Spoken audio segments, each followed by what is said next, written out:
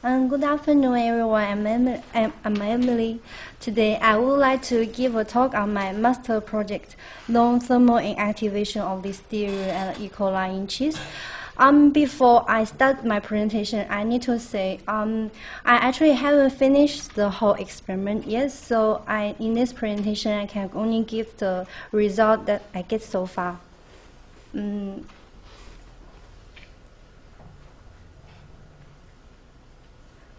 Here is the outline of my presentation. As usual, I will start with the brief background of my study, followed by the aim, and then I will describe the method I used in this study, as well as some of the results I get so far.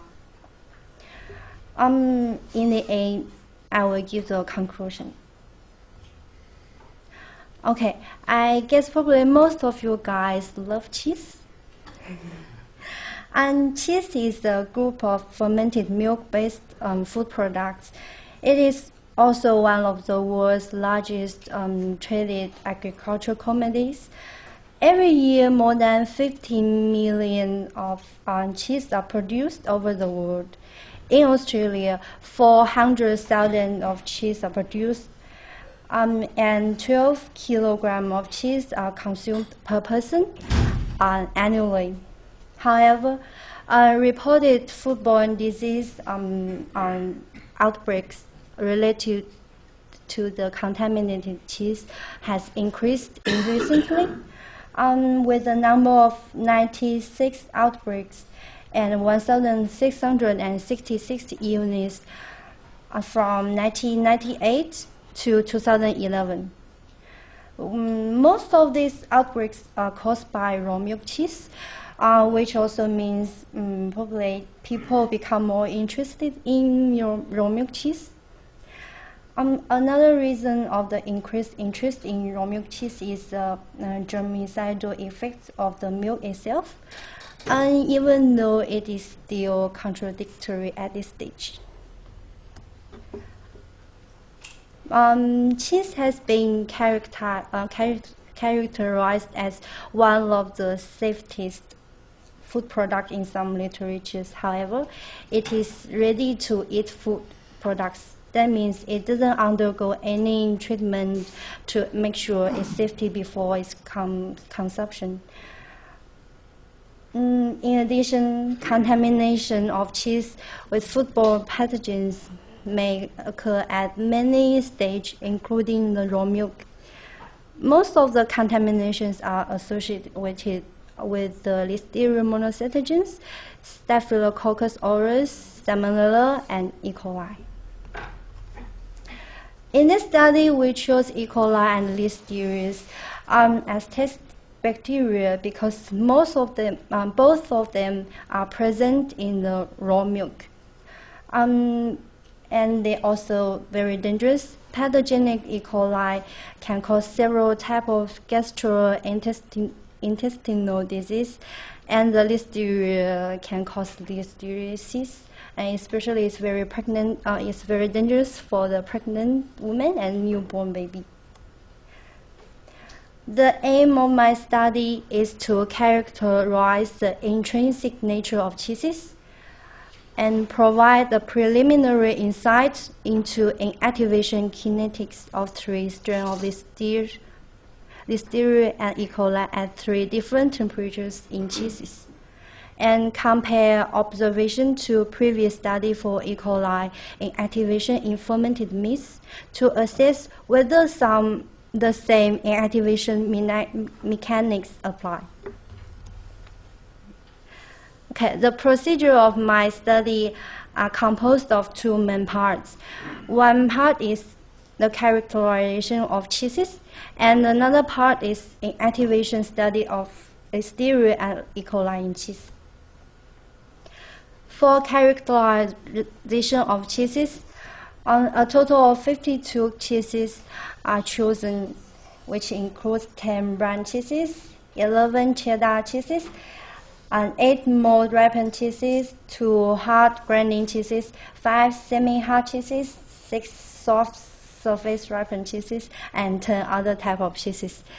And the measurement include water content, water activity, pH, and lactic acid, acetic acid content of all the cheese, and also environmental scanning electron microscopy.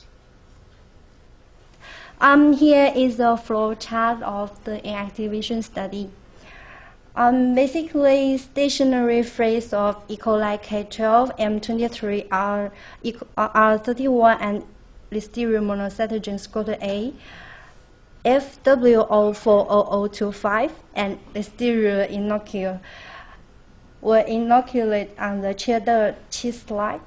And this is an example how I inoculate the bacteria on the cheese.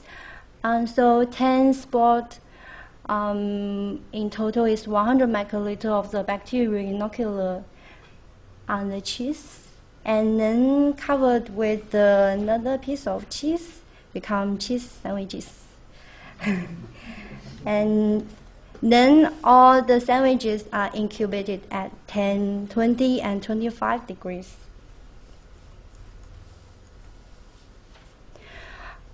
Okay, now we come to the result section. As you can see from the graph, every color represents different type of cheese. As what we expect, the water activity and water content of the same type of cheese are very close to each other within a range.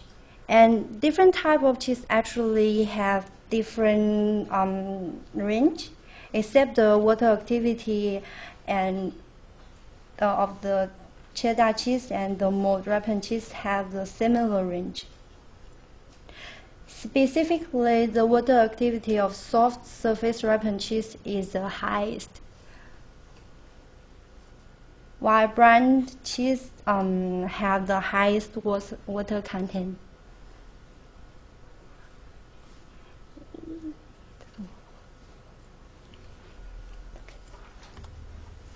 Okay, this is a pH. It's a bit different.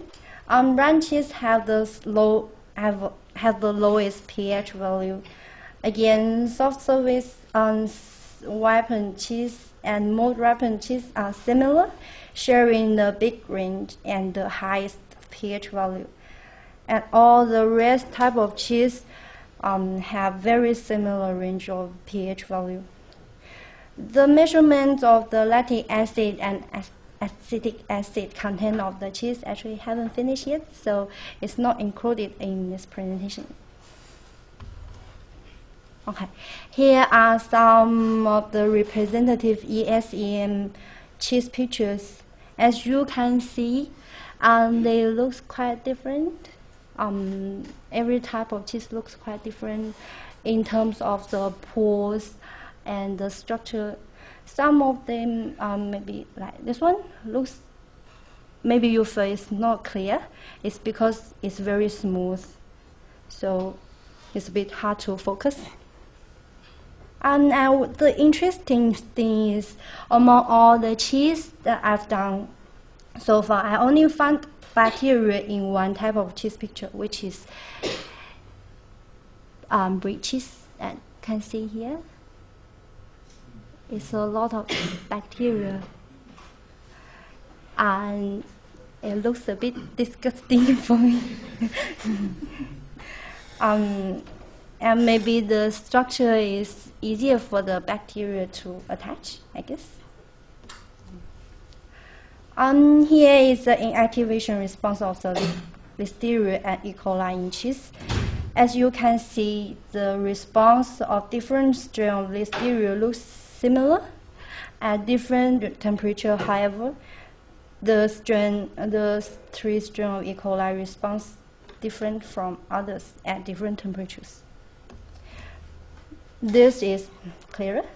The first row of graphs are the inactivation curve of every strain of E. coli at different temperature, and the second row are different strains at the same temperature. We can see from the graph so far, E. coli R31 died the slowest, and M23 died the fastest, and all the strain, all the strain died the fastest at 25 degrees. However, Listeria had a different story. There is no significant difference observed between the three strains, and the same inactivation rate of the three strains are all the highest at 25 degrees, which is this one. We can see clearly from the inactivation rate of the E. coli and Listeria. For both of them, the activation rate increased with the temperature. Within the same bacteria, no significant difference observed between the inactivation rate of the different strains, although they respond slightly different from each other. However, it seems like the inactivation rate of E. coli is higher than Listeria. The orange spot here represent the previous study that we've done so far, using the milk-based media and incubate at 18 degrees. We can see here, for E. coli, the result is the inactivation rate is quite consistent, but for Listeria is very different. In conclusion, inactivation rate of the bacteria in cheese is temperature dependent.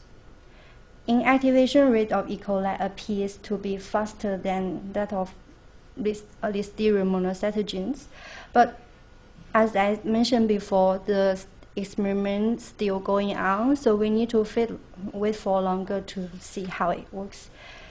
However, the inactivation rate in cheese appears to be slower than the inactivation rate in fermented